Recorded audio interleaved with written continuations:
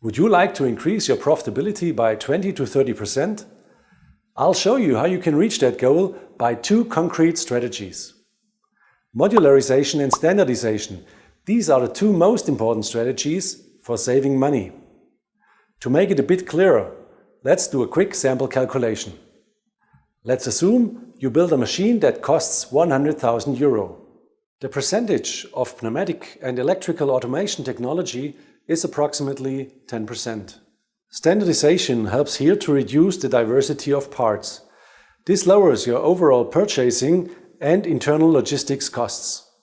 The next step is modularization. You define machine modules which you can use repeatedly. Your additional advantage is that in the future it's up to you if you want to process 2,000 single parts or just 10 mounting blades through your company. Coming back to our calculation, let's assume you save 600 euros on purchasing and logistics. Through modularization, you'll also save money and time on project planning, development, assembly and commissioning. Let's assume you save 24 hours. Finally, you end up with total savings of 1,800 euros.